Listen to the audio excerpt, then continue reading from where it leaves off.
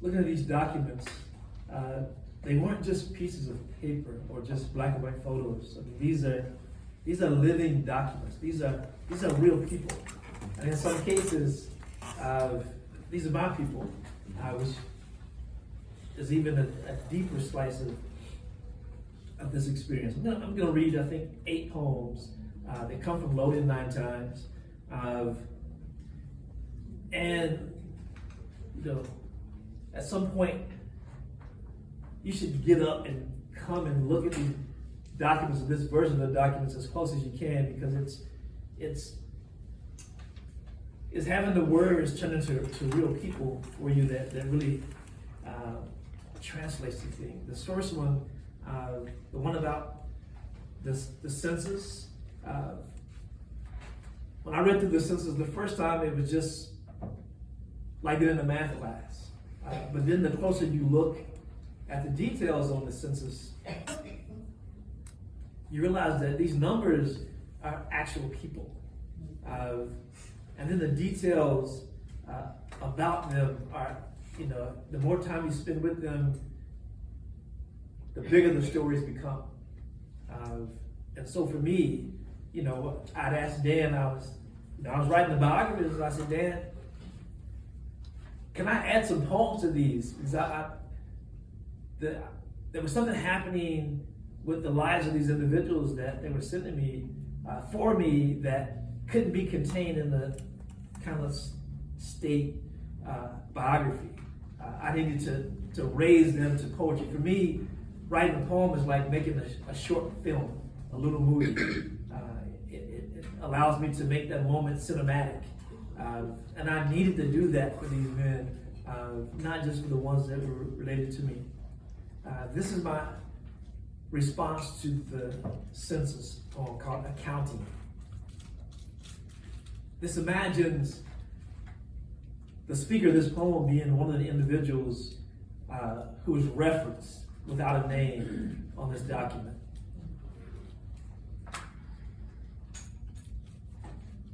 To the man keeping the ledger, our age, our sex, and our color was more important than our names. He counted 48 of us from 6 full moons to 60 winters, including 4 fugitives from the state of Virginia.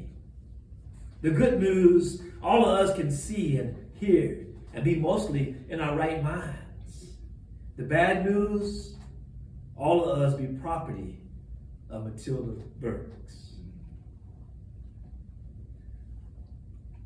These documents have voices. This next one is fairly close to the actual will itself. This is called After My Decease, A Last Will and Testament. And in the book, this poem appears followed by an imagined response from the woman who's mentioned here. The title of it is After My Decease, A Last Will and Testament. And this conversation about people or property just keeps coming up over and over again in this collection, especially in this first of the 3 sections. After my decease, a last will and testament.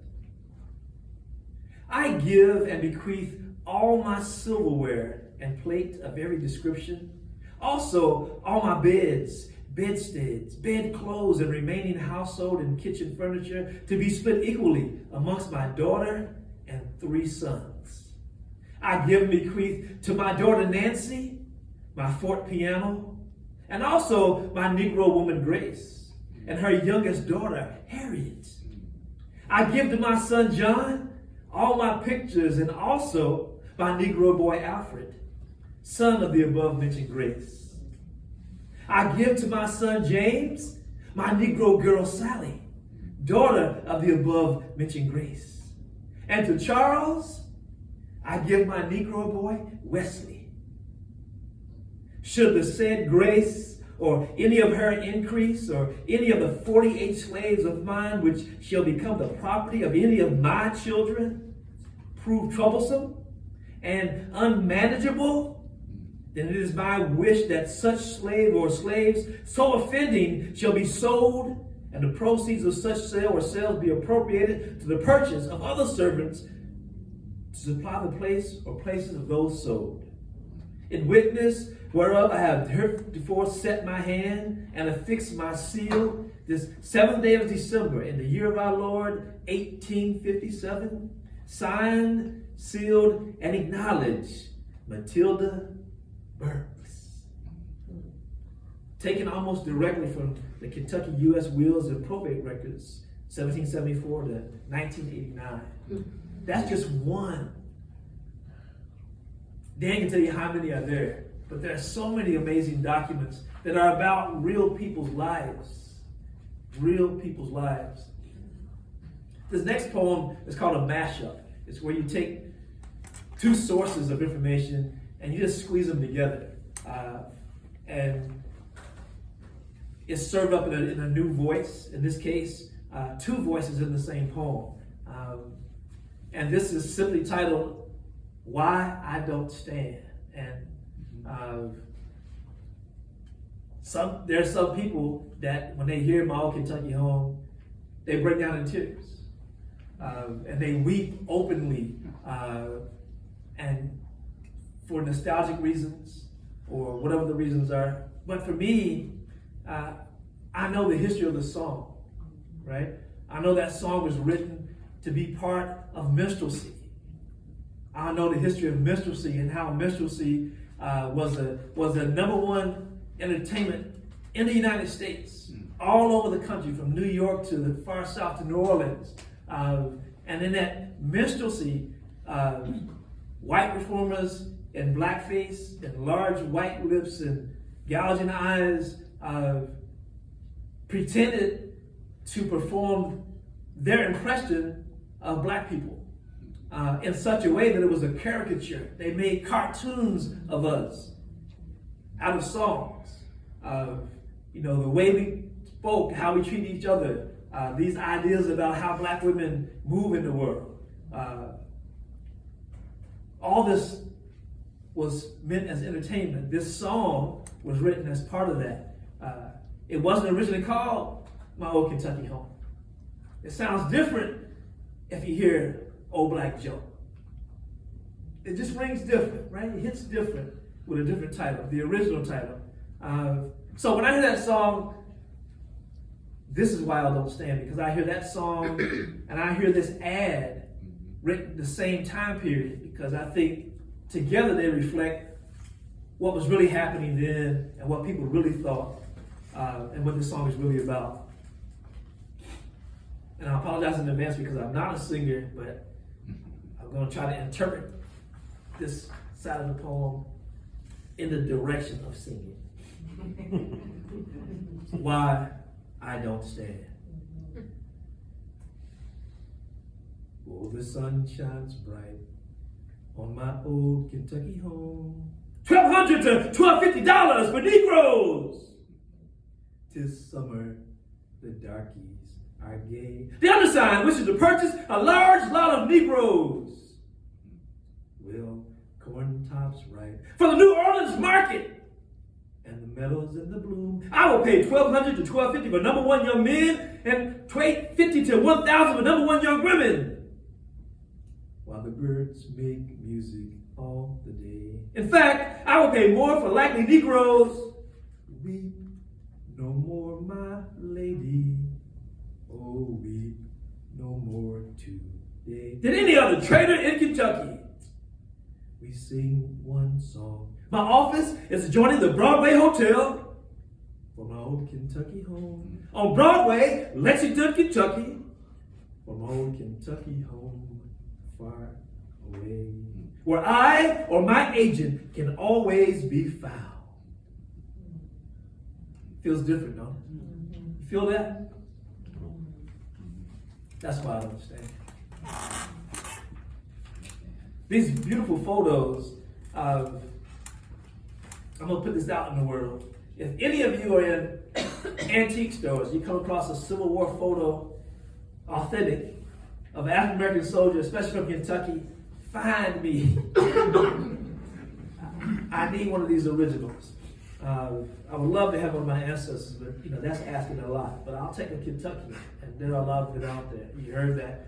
We were signing up after the war was over for that freedom for our children and spouses. Right? That's a lot of signatures. There's a lot of power in that X. And some of us didn't even know how to read and write, but we put that X down. I'm going to read two poems that are inspired by the actual photographs. For me, looking at a document is one thing, but looking at a man's face and the eyes and the posture and everything about that image speaks to me loudly. And as an artist and interpreter of things in the world that I'm trying to translate into words to share to somebody else, I'm hoping that my empathy allows me to really feel as much of that person's experience as possible, so that what I translate as a poem hopefully is authentic and believable. This one is for Jesse Hobson, based on this photo. It's called Catch Me If You Can. And the thing about his particular photo is that it appears in a kind of fold-out thing. And on the fold-out, there's a few details that talked about his master chasing him through the swamps for a whole week when he escaped in western Kentucky. Made his way up here to Louisville through Paducah.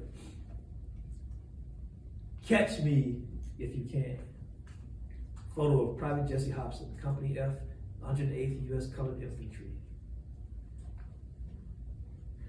They say that's me, standing at attention in the picture, imitating a sycamore, feet booted, rooted to the ground. Look like my hat and uniform, my same fingernails and hands. They say the face looked like me, but I can't be sure. I was never so lucky as to own a mirror. This, the first and the onlyest picture of me I've ever seen. My feet are not moving, so you can't tell how fast I really am. I could have been a racehorse. Our whole company was mostly runners. Master Hobson chased me through the swamps for a week. Owned a whole county in West Kentucky, tucked between two rivers, but he couldn't catch me.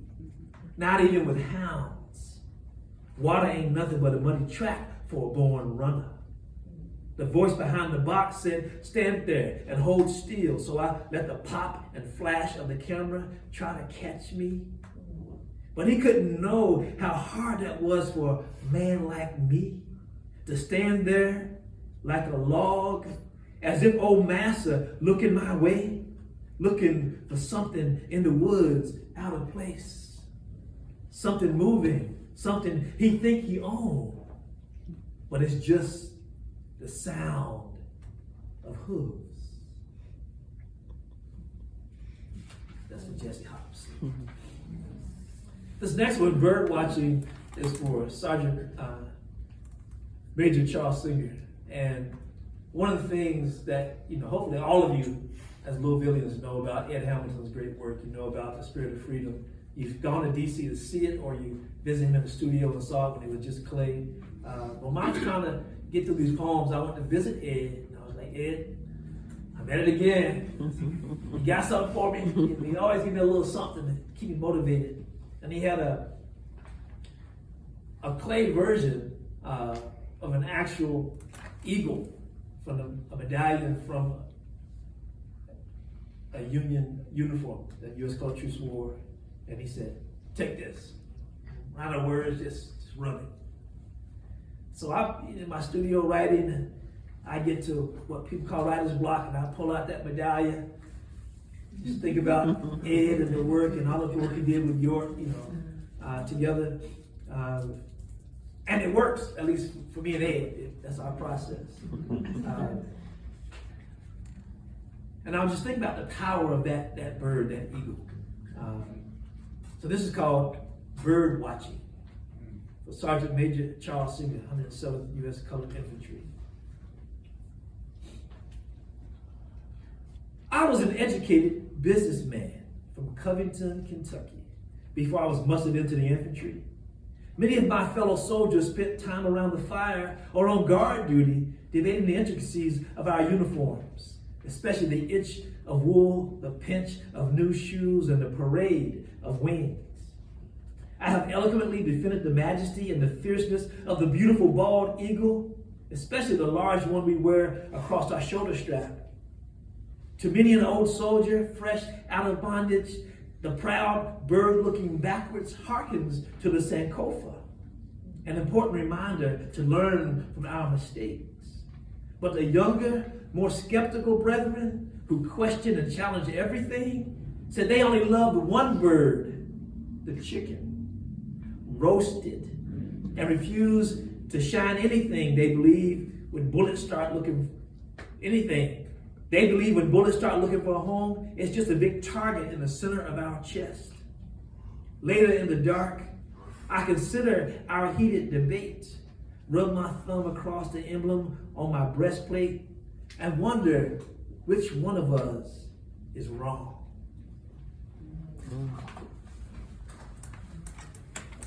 Right. I think we'd all be surprised to know that all of us we've heard about Buffalo Soldiers and the power and majesty of Buffalo Soldiers, even if it was just through the Bob Marley song, to understand and appreciate how many Kentuckians became Buffalo Soldiers. But if you know the history and the dates, once Civil War was over and we were still signing up, we had to go somewhere for those 3 years. So many of them ended up out west and at the edges and the border. Randall Evelyn hurt his back lifting a crate of blacksmith tools out of the Rio Grande River.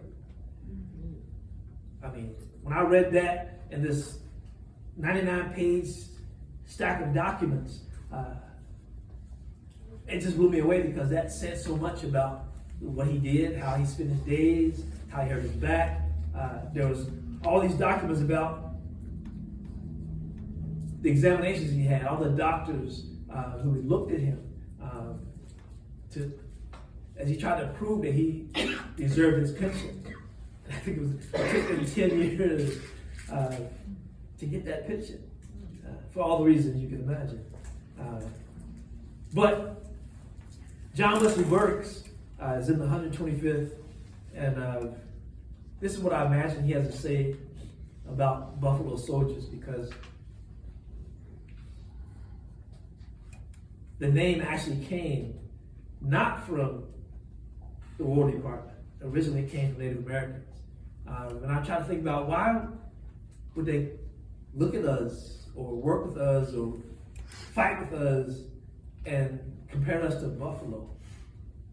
Was it everything about who we were, or was it about who we were in relationship to the white man who we were connected to? If you understand what happened to the buffalo and how Native Americans' whole livelihood disappeared because they disappeared to buffalo, the value of those skins and the heads, not even the meat, it's like trophies. So I'll stop there and just read this shorter poem that's called Buffalo Soldiers, and it's for John Wesley Burks, Company B, 125th Regiment, U.S. Colored Infantry. This Kentucky boy was on escort duty in New Mexico when Congress officially graced black troops out west with the name. But black soldiers of the 9th Cavalry and the 38th and the 125th Infantries had already earned it. Some say it was simply our woolly hair, reminded the Indians of their sacred beast. But them that know the truth believe they saw something similar in the spirit, character, nobility, toughness, and power of both. But maybe they watched how the white world looked at us and only saw our skins.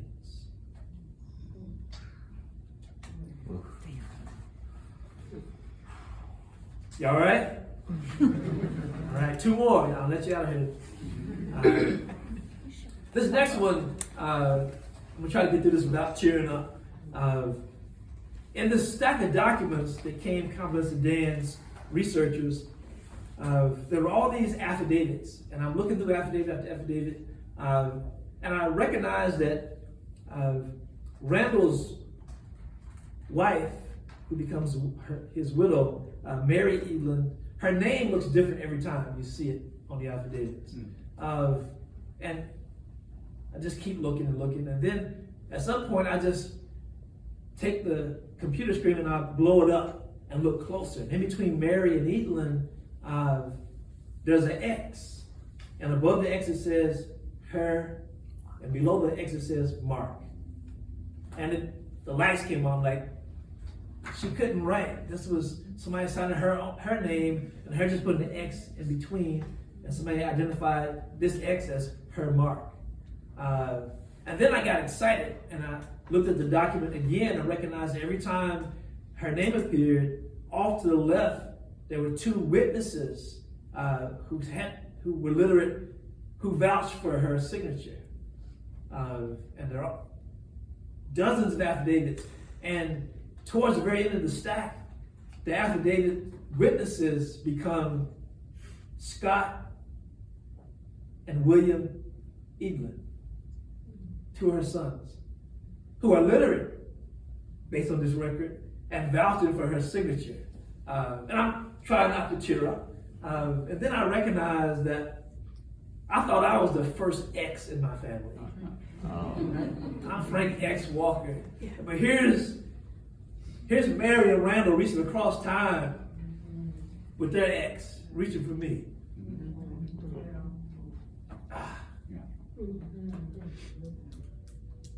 Affidavits. Mary X. Evelyn, Civil War widow. It's in her voice.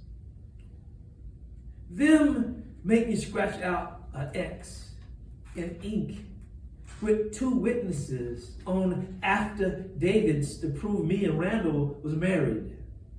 I fetched affidavits from every doctor still living that examined my husband's piles and old man's bladder, witnessed his pain and still doubted his suffering while he rot from the inside. Them even made me make my Mark affidavit with more witnesses to prove my Randall was dead and gone. They made me X the page with witnesses so many times on so many pension papers that though I cannot read or write a lick, I come to recognize my own name when I see it. They fancy M on Mary, come to look like a woman, keep changing her mind. And the E, them like to put on Evelyn, a tired old biddy in a bonnet who done set herself down and quit. I first think my Mark looked like a tired old cross. But after a while, I come to see a long, sharp knife, like my Randall's old scabbard from the war. All right. Y'all made it so far? One poem remaining. And this is the title poem of the book. Loading 9 times is actually the directions for loading and firing a Civil War era rifle. And if you ever look at those films, Glory even, and wonder why it's like one big plume of smoke, then another plume of smoke, and another plume from the other side, another. Like everybody's firing at the same time, and they're loading at the same time. They're responding to the directions of the sergeant. So this poem appears on the page in a form that looks, we call it polyphonic. It's multiple voices, 3 voices. The first voice is the voice of the sergeant. The second voice are the actual directions that the body performs in response to the orders from the sergeant. And the third column is an internal conversation or a monologue this individual, I imagine, has because he's motivated. And this whole poem was inspired by, in the movie Glory, one of my favorite scenes, but not so favorite scenes, is a scene where a formerly enslaved man is being trained to load and shoot this rifle. And the sergeant is in his ear with a pistol and firing it right at his ear. And he finally capitulates. He cannot complete the task. It's just too much pressure. And it made me think about the excuses used against black men joining the Union Army in the first place. They didn't think we had enough courage to be in battle. Or the fortitude or the mettle to be able to perform under pressure in war. So I thought, it depends on our motivation. So this poem is about John Burnside in heat of battle, looking across the line and seeing his old master. Motivation. Load in 9 times. This is the last poem. Load! I wonder. Handle cartridge! If I look down, tear cartridge, the business end. Charge cartridge of my musket. Ram cartridge and see old master. Return rammer! Standing there. Prime! If I would hesitate. Shoulder arms! Or remember. Ready! How many times? Aim! He beat my wife. Fire. Thank you.